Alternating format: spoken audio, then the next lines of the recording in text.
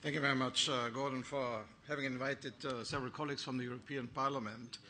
May I just raise 4 points, and of course, as Rapporteur for Croatia, I will do whatever I can do that Dubrovnik not only is a European city, but a city of the European Union as soon as possible, because it's really such a nice and lovely place.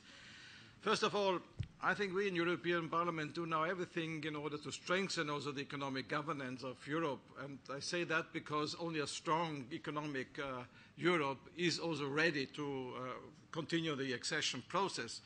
And secondly, on this issue, I think we have to lead the dialogue with our citizens, because what Board Pacho said yesterday is true. There is some fatigue on continuing the accession process after Croatia's accession, and that must not take place.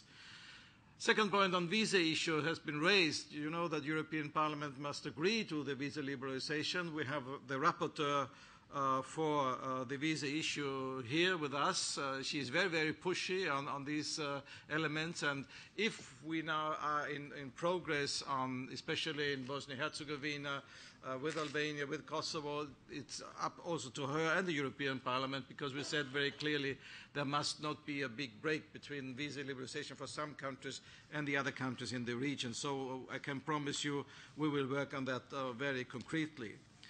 Thirdly, of course, in the countries concerned, the reform process must go on, has been mentioned several times, especially the fight against corruption and against border and limits of border crossing criminal activities. I think much has been done, especially also in the country we are in Croatia, but efforts have to go on. Fourthly, Serbia, the big absent. Yes, unfortunately, Serbia is absent. We have to take Serbia on board, but of course, Serbia has to respect progress which has been done. And I'm very happy about what Minister Hussein said about the dialogue which has to go on between Serbia and Kosovo on concrete measures. History and developments cannot be undone.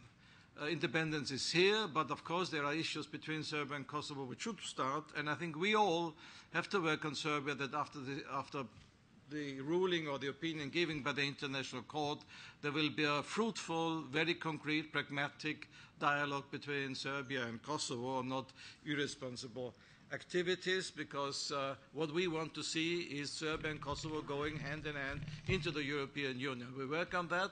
It will not be easy, but this must be the way.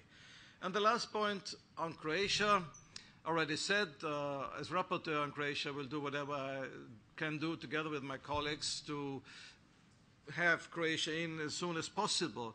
And Minister Matoni said that he hopes that the treaty can be signed under the Hungarian presidency. So do we hope, and with one of your colleagues already or collaborator already discussed today how we can proceed, that not only the signature can be done under the Hungarian presidency, but also the European Parliament decision on the assent procedure can also be done. And we will be very happy to closely work together, not as an Austrian-Hungarian effort, but as an effort between the Hungarian presidency and an Austrian member of the European Parliament to have things done as soon as possible. And what is the signal and the signature and the signal and the sign of this effort is Croatia's membership in the European Union is not the end and not the interruption of a process, but is a restart of the process of integration of all the countries into the European Union. Thank you again for the invitation.